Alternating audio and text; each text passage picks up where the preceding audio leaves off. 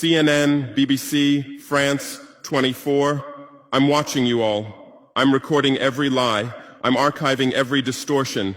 I am Ibrahim Traore, and today I'm pulling off your masks. Yes, you heard correctly. I, whom you call a young military junta leader, whom you brand as a dangerous radical, whom you serve up as an anti-Western dictator, am now telling you the truth. And this time you cannot turn off your microphones. This time you cannot turn away your cameras. This time your editors cannot cut this speech. Because the world you monopolize no longer exists. Because millions will hear these words now, without passing through your filters, without being subjected to your distortions, without being muddied by your lies. I am 34 years old. Every day of my life, I grew up with your lies. As a child, I would watch Africa on television. Always the same images. Children with flies, dry lands, weapons, death. This is Africa, they told us. This is what Africa is.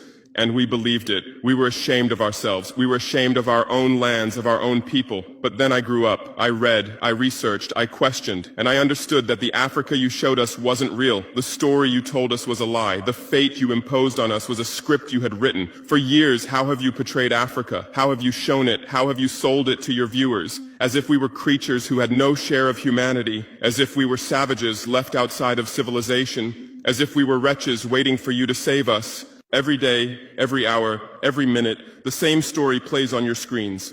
Hunger, war, disease, corruption, terror, chaos. These are the words that come to mind when Africa is mentioned.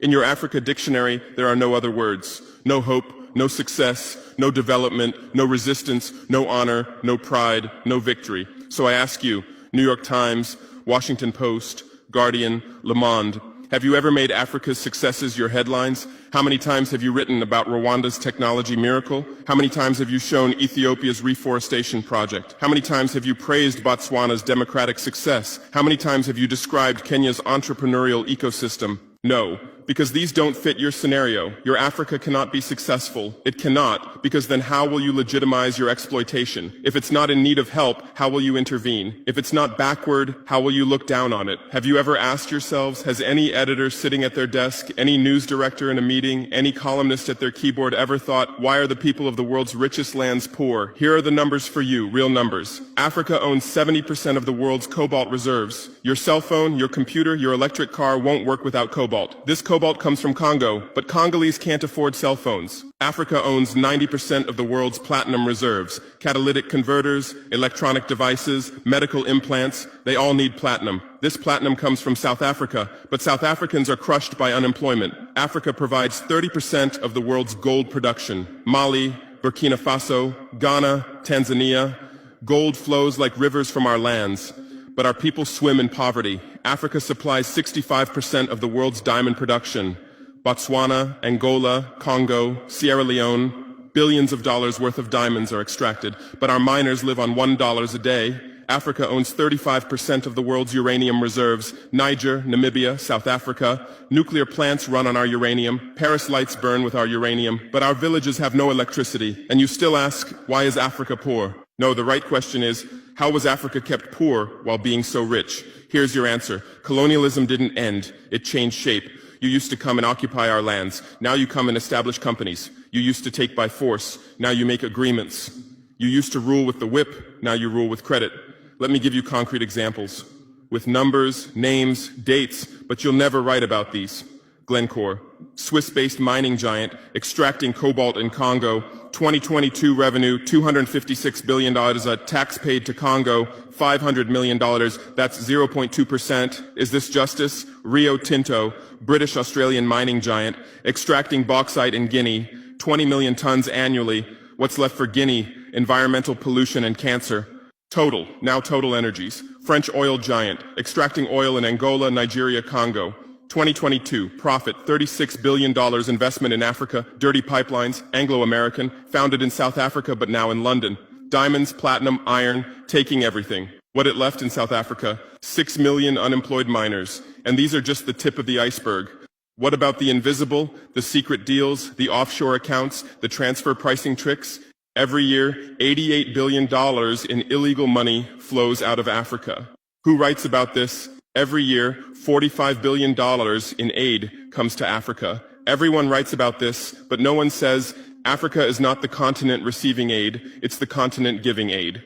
While you zoom your cameras on swollen bellies, there is a huge system working silently in the background. Every day tons of gold, diamonds, cobalt, uranium, oil leave our land. But how? Here is the system. Step 1, create corruption, bribe our leaders, open offshore accounts, promise them a life of luxury, send their children to your schools. Step 2, make deals, get 50-year, 99-year concessions, ask for tax exemptions, be exempt from environmental rules, ignore labor rights. Step 3, control the infrastructure. Take over ports, airports, railways, but only from the mine to the harbor. Don't build roads to the villages. Don't bring electricity to schools. Step 4, provide security. Set up private security companies. Arm them. Declare protesting. Step 5, silence the media.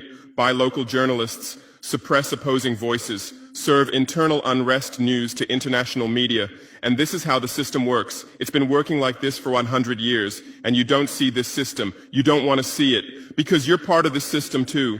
Who are the biggest advertisers of New York Times, CNN, BBC, oil companies, mining companies, arms companies, pharmaceutical cartels, the companies that exploit Africa? You live on their money, you defend their interests, and what I'm about to tell you might cost me my life, but it's no longer time to be silent. France's system in Africa is the CFA franc. 14 African countries still use French colonial currency. 50% of these countries' central bank reserves sit in the French treasury. France applies negative interest to this money, so we pay France to use our own money. Through this system, France transfers $500 billion worth of resources from Africa every year. Does anyone write about this? No. But when France gives Africa 10 billion euros in aid, it makes headlines. Britain's system is more sophisticated. London is the world's money laundering center. City of London, offshore paradise. Every penny stolen from Africa passes through London. Jersey, Guernsey, Cayman Islands, Virgin Islands, all under British control. Africa's wealth hides there. America's system is AFRICOM, Africa Command, 46 military bases on the continent. Official purpose, security. Real purpose, resource control.